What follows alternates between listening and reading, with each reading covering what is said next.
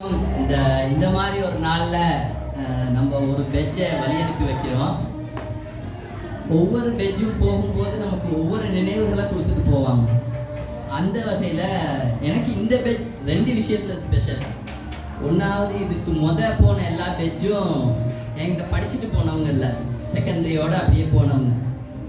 இந்த பெட்ச் என்னன்னு சொன்னால், நான் இந்த 2019 1ஆம் மாதம் 3ஆம் தேதி வந்தோடனே சார் லவ்வில் சைன் பண்ண வச்சுட்டு எனக்கு கிரேட் 3 கொடுத்தாரு. கொடுத்துட்டு அன்றைக்கி நிசாந்தி மிஸ் வரலை. அப்போ முத போயிட்டு 5ஆம் ஆண்டு தான் அந்த கிளாஸ் இருந்துச்சு. 5ஆம் ஆண்டை போயிட்டு பாருங்கள் சார் அப்படின்னாரு. அப்போ நான் முத படிப்பிச்ச வகுப்புன்னு சொல்கிறதுல நான் பெருமைப்படுறேன் இந்த வகுப்புக்கு.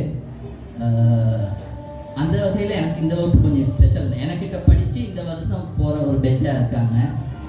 எல்லா பிள்ளைகளுக்கும் எல்லா சான்ஸும் எந்த நாளும் கிடைக்கிறது இல்லை. உதாரணமாக என்ன எடுத்துக்கிட்டால், எனக்கு கூட இந்த டீச்சர்ஸ்க்கு ஃபேவல் செய்ய கிடைக்கல. ஆனால் நம்மளோட ஸ்கூலில் ஃபேவல் திருவிழா மாதிரி செய்கிறதுக்கு அனுமதி தந்த அதிபருக்கு முதல்ல நன்றியை தெரிவிச்சுக்கிறேன். ஒவ்வொரு பேட்சுக்கும் அதை செஞ்சுக்கிட்டு வராது.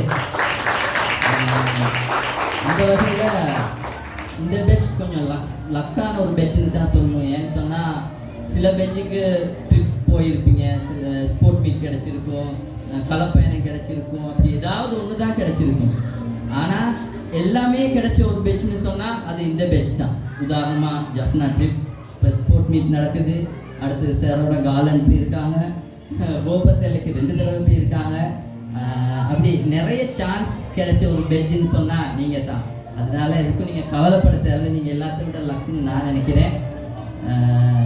நீங்கள் எப்படி இன்றைக்கி அழுதுகிட்டு போகிறீங்களோ அதே மாதிரி ரிசல்ட்ஸ் வந்தோடனையும் அழுதுகிட்டு வரணும்.